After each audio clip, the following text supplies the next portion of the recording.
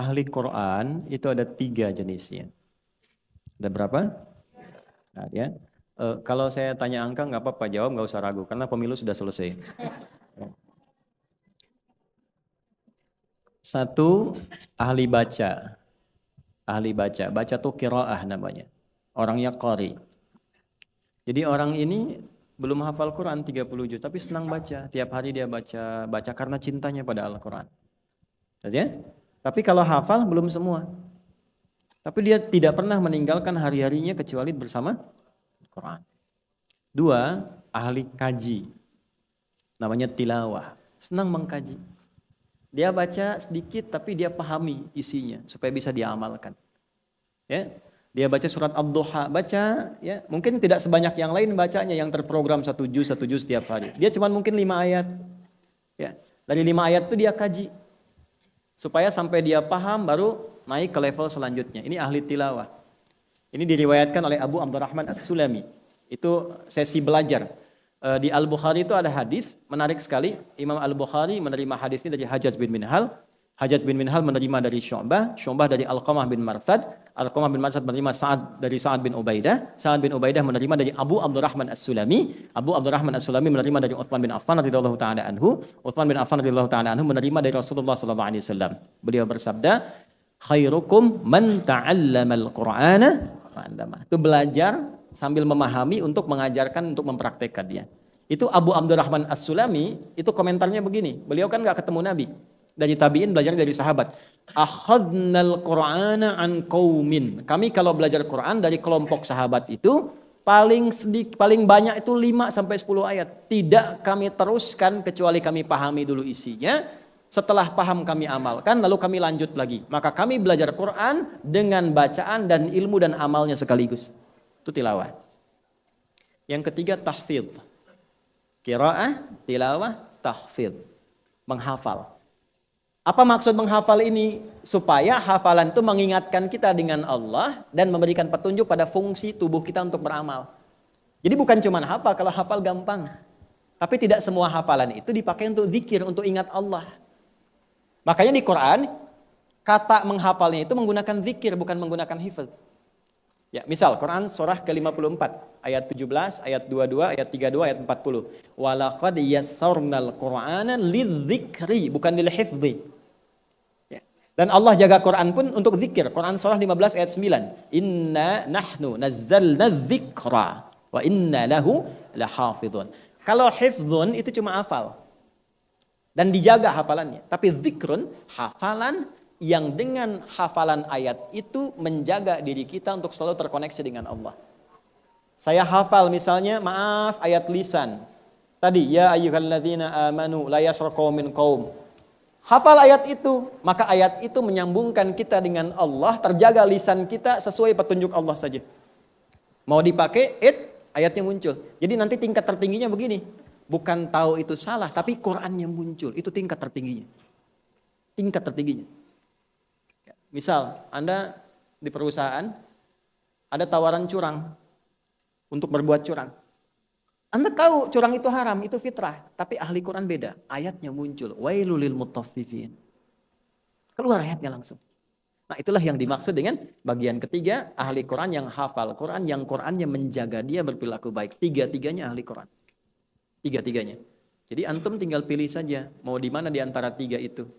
Maka kita bisa gabungkan ketiganya. Paling bagus gabungkan ketiganya. Baca, perbanyak bacaan, sempatkan untuk memahami apa yang dibaca walaupun 1 ayat tiap hari. Misal, 1 hari itu 1 halaman.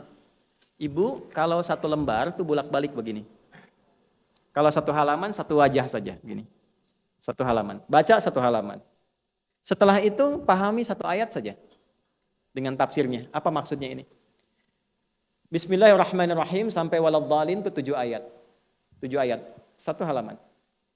Setelah baca itu, pernah nggak dalam sehari saya pengen tahu artinya bismillah itu apa tafsirnya? Itu tilawah. Jelas? Setelah itu 1 halaman coba dihafalkan walaupun cuma 1 baris. Maka dapat ketiganya. Kita niatkan untuk mencintai Allah. Maka orang yang seperti itu masuk pada golongan yang disebut Nabi ahlullahi wa khassatuh, VVIP-nya Allah Subhanahu wa taala. Bagaimana di hari kiamat saat dia pulang kembali pada Allah? yang paling indah itu ada satu keluarga. Ini amalan dari Quran ya. Membagi tugas.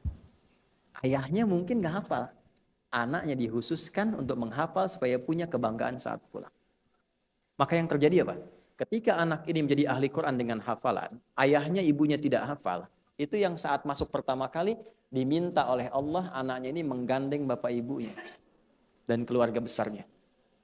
Dan tidak cukup masuk dengan menggandeng, diperintahkan lewat hadis Nabi di At-Tirmidzi, nomor hadis 2910 ya sampai 2915, itu diperintahkan Qur'annya yang minta sama Allah, Allahumma hallih, ya Allah jangan dulu masuk surga, kalau bisa mohon berikan mahkota, hiasi ia, untuk membedakan penghafal Quran, ahli Quran dengan bukan ahli Quran. Fayul basu ilaihi tajul karamah, maka dipakaikan mahkota kehormatan. Ini yang menjadikan seremonial para penghafal Quran kadang pakai mahkota kan? Nah, itu adalah gambaran hadis tadi. Pakaikan. Demi Allah ya Bu, Pak, saya tuh bimbing anak-anak penghafal Quran. Jangankan menggambarkan suasana kita pulang, itu saat prosesi pakai mahkota aja. Tidak ada orang tua yang tidak menangis. Bahkan yang bukan anaknya pun menangis. Karena fitrah itu nggak bisa ditolak. Jadi begitu dipakaikan, lalu diperintahkan oleh Allah, pakaikan juga mahkota untuk kedua orang tuanya, langsung dengan tangan anaknya. Setelah itu Qurannya bilang lagi, Allahumma halli. Ya Allah, bedakan ahli Quran dengan fasilitator. Bahasa kita ya. Fayul basu ilaihi libasal karamah, maka dipakaikan jubah kehormatan. Itu yang dimaksud Quran surah Fatir itu di ayat yang ke-33. Jannatu adni yadkhulunaha yuhallawna fiha min asal wa libasuhum fiha harir. Maka dipakaikan jubah sutra. Di dunia kan haram dipakai. Ya, tapi di akhirat dipakaikan itu sebagai kehormatan yang halal dan paling indah.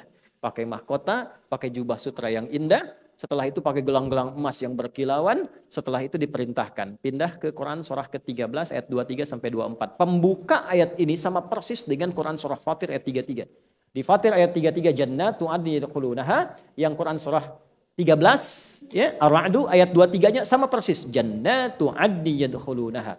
Cuma yang di sana amalan, yang di sini adalah hasilnya. Wa man salaha min aba wa azwaji. Masuklah engkau lewat pintu surga ini dari mulai yang taman surga yang paling indahnya. Jangan dulu masuk gandeng bapakmu, gandeng pasanganmu.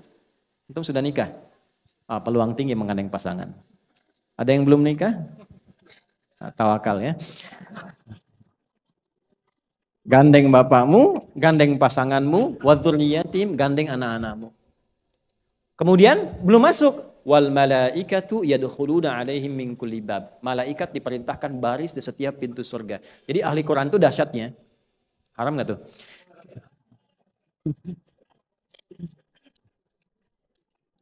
Maaf. Jadi ahli Quran itu dahsyatnya begini.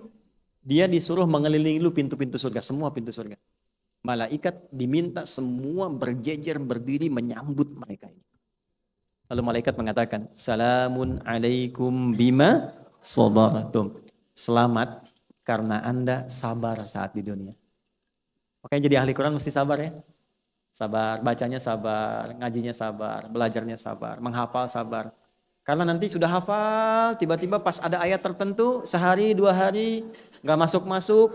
Kadang setan tuh begini, hati-hati ya dengan jebakan setan. Setan tuh membiarkan dia hafal banyak dulu. Nasihat saya pada para penghafal Quran, memulai dengan tahap-tahapannya teratur. Jangan diikuti tuh godaan setan. Oh kamu kan cepat hafalannya, perbanyak aja. Nanti begitu banyak ketemu ayat yang susah, dia tawarkan Anda untuk menghentikan semua hafalan Anda. Pelan-pelan. Fani ma'uqbaddar, sekarang nggak ada capek lagi, nggak ada lelah lagi, silahkan nikmati tempat ini yang paling indah yang belum pernah dijamah. Lalu dibacakanlah Quran yang biasa baca, sekeluarga baca Quran. Bapaknya yang biasa ngaji, walaupun cuma baca yang dibaca.